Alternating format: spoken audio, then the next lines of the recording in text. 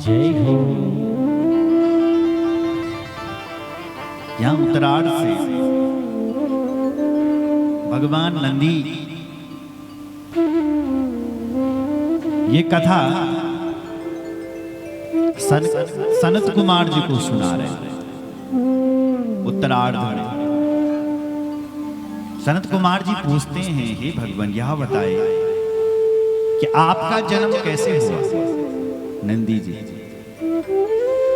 नंदी कहते हैं, एक समय की बात थी, मेरे पिता का नाम सिलाद था। प्रजा कामा सिलादो भूत भुक्ता पितृ भरांतरा तदोधत मना भक्त्या समुद्धारमभिप्सुभि। एक समय की बात थी, मेरे पिताजी का नाम है सिलाद और मेरे पिता के मन में यानी सिलाद मुनि के मन में ये प्रश्न आया, अंदर से एक बात निकली कि मेरा एक पुत्र होना चाहिए। एक ऋषि के मन में ये बात हो रही है कि मेरा भी एक पुत्र होना चाहिए। आप देवी पुराण सुनेंगे, देवी पुराण में हर जगह ये लिखा है, अपुत्रस्य गतिर्नास्ति, पुत्र की बिना तो गति नहीं होती है। स्वर्गे नैव जनेव च,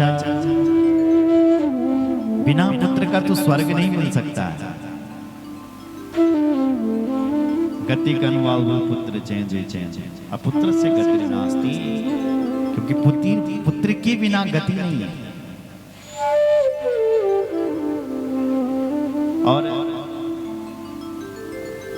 सच बताएं तो घर की शोभा ही बच्चों से होती है ना। हम एक बार उत्तरकाशी में कथा ये दरी जोशाड़ा में हमारे नेगी परिवार राम कथा करवा रहा था, तो नेगी जी कह रहे थे, बोले व्यास जी हम ठीक कह रहे हैं, घर की शोभा बच्चों से और बूढ़ों से होती है।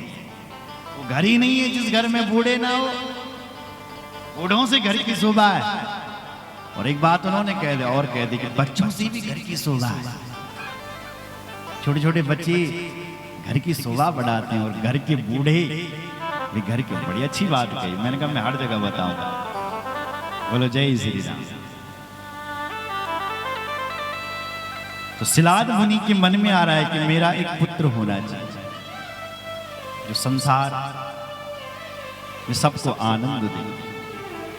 ये प्रश्न मन में आया और महात्मा सिलाद तपस्या करने के लिए चल पड़े। महाराज कठोर तपस्या कर दी जंगल में देवताओं।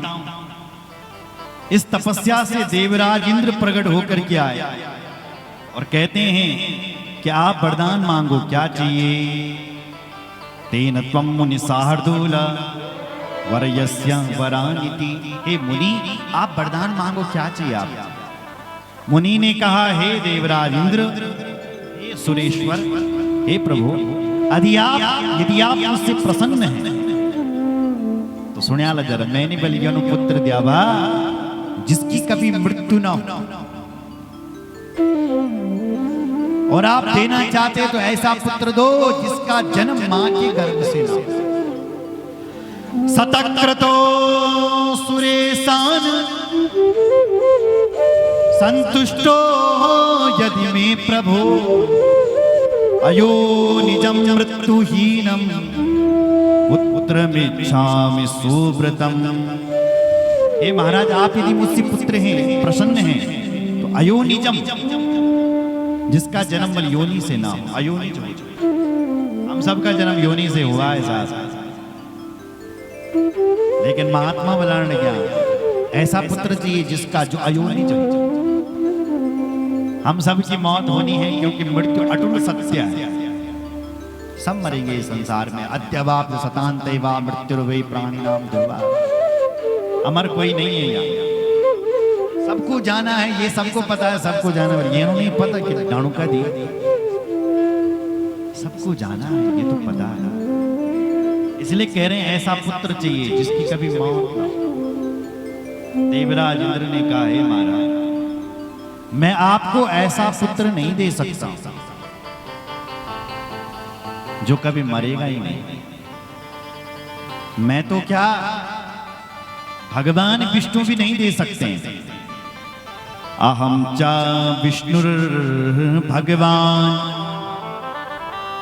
द्रोहिणश्च महामते अयो निजं मृत्युहीनं पुत्र दातुं न शक्नुमा। मैं तो क्या, अहम चा विष्णु भगवान, भगवान विष्णु भी नहीं दे सकते। तो क्या करना पड़ेगा, कौन देगा मुझे? बोले अयोनिज पुत्र तो तुम्हें सदाशिव ही दे सकते हैं। हे शिलाद मुनि, तुम महादेव की उपासना करो। पुनः शिलाद मुनि भगवान शंकर की कठोर उपासना करने लगे। और महाराज इतनी उपासना करी कि केवल उनकी हड्डियां हड्डियां रह गई। आपको पता है सतयुग में लोग हड्डियों पर भी जीवित रहते थे, हड्डियों पर। त्रेता युग और द्वापर युग आया, शरीर पर, जब तक शरीर दिख रहा है तब तक जीवित है। और जैसे ये कलयुग आया, कलयुग में हमारे प्राण केवल अन्न में, अन्न मात्र का जीवन। अगर तुम भोजन नहीं करोगे तो भाई जा सकते हो संसार। इसलिए हमारा प्राण बल केवल अन्न पर छो, अन्न मात्र का जीवन, अन्न पर छो प्राण। केवल हड्डियां दिख रही है मां। दिव्यम वर्ष सहस्त्रम तो गतम क्षणमिवाभूतम। अद्भुत तपस्या हो रही है। आश्चर्य की बात यह है, निर्ममासुरुद्रित्वै बिलेऽस्मिन्नवस्थिता अस्ति शेषो भवत्पश्चात् शिलादो मुनिसत्तमा। केवल शिलाद मुनि की अस्थियां दिख रही है, बाद बाकी शरीर तपस्या में लग गया। बोलो जय श्री राम। कठोर तपस्या कर रहे हैं महादेव। उसी समय भगवान शंकर प्रकट हो गए। बोलो शंकर भगवान की। भगवान शंकर कहते हैं, हे मुनि, हम तुमसे प्रसन्न हैं, वरदान मांगो, क्या चाहिए, क्या चाहिए? शिलाद मुनि ने कहा, हे महाराज, अगर आप देना चाहते हो तो मुझे पुत्र दो। महिषा यदि तुष्टोसि यदि वा वरदस्य मे इच्छामि वत्समं पुत्रं मृत्युहीन मयो निजम। हे महेश, हे भगवान शंकर, यदि बल आप नए से प्रसन्न छो तो आप मुझे पुत्र दे दो। कैसा पुत्र? जिसकी कभी मृत्यु ना हो और जिसका जन्म मां के गर्भ से भी ना हो। भगवान शंकर बोलते हैं, ऐसा पुत्र तो देना असंभव है। हे वेद व्यास जी के लिए भी कहा था और शिलाद मुनि के लिए भी कह रहे हैं, हे शिलाद मुनि, ऐसा पुत्र देना असंभव है। कहां से दूंगा? पर तुमने तपस्या बहुत की है, इसलिए मैं ही तुम्हारा पुत्र बनूंगा। कहा, मैं ही तुम्हारा पुत्र बनूंगा और कालांतर में मैं नंदी नाम से प्रसन्न हो जाओ, प्रसिद्ध हो जाओ। तब पुत्रो भविष्यामि नंदी नामना त्वयो निजा पिता भविष्यामि मम पितृर्वै जगतः मुनि। हे मुनि, मैं ही तुम्हारा पुत्र बन करके आऊं और मेरा नाम बलनंदी होगा और मैं नंदी नाम से प्रसन्न होगा, प्रसिद्ध होगा। बोलो जय श्री राम। इतना कहकर के भगवान शिव वहां से अंतर्धान हो गए महाराज। समय बीता, सिलाद मुनि घर आया और एक दिन महात्मा सिलाद यज्ञ कर रहे थे। क्या कर रहे थे?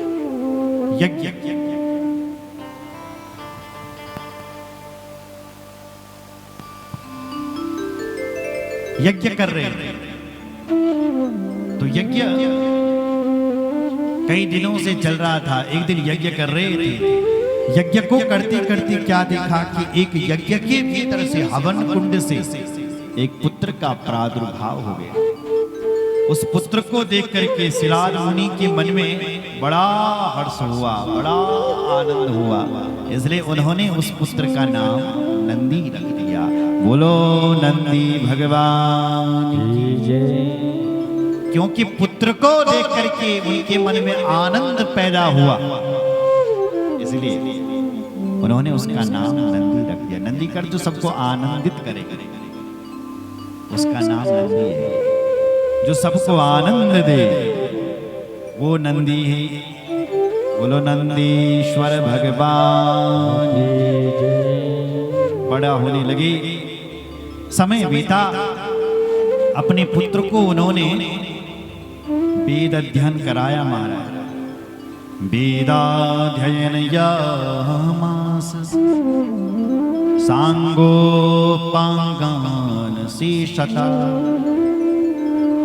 वेद अध्ययन करवाया, सांगोपांग वेद की शिक्षा, यज्ञोपवीत करवाया।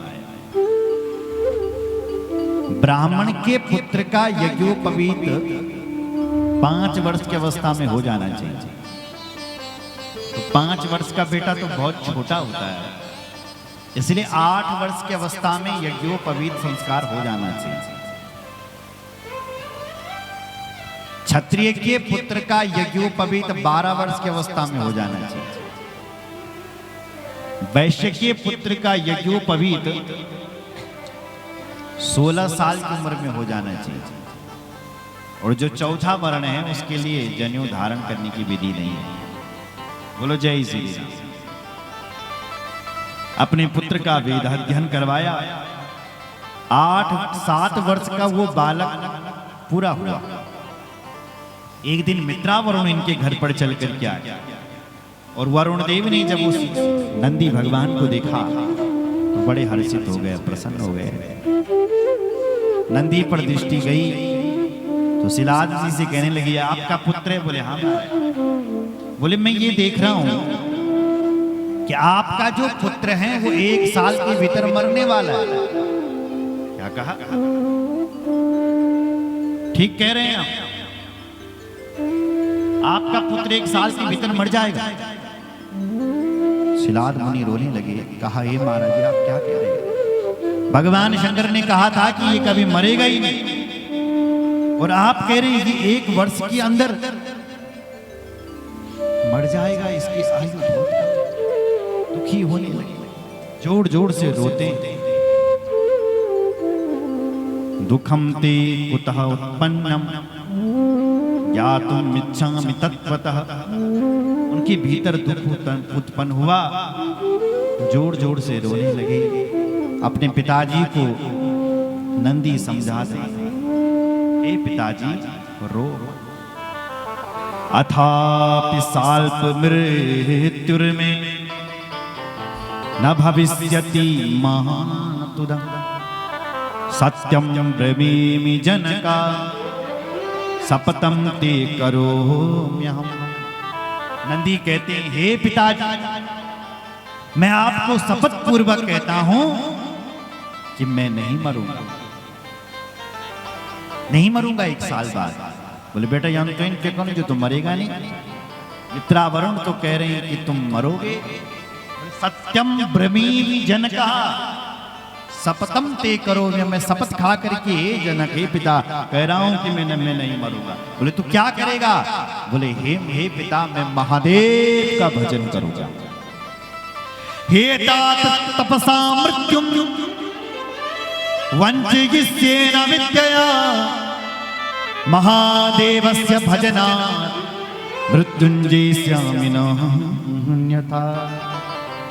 मैं महादेव का भजन करूंगा, मृत्युंजय महादेव का। महादेव ऐसे हैं जो मौत से बचाते हैं, इसलिए मैं महादेव का भजन करूंगा। इसलिए आप शोक को त्याग दो पिताजी। और क्या करोगे? बोले मैं ब्रह्मचर्य व्रत का पालन करूंगा।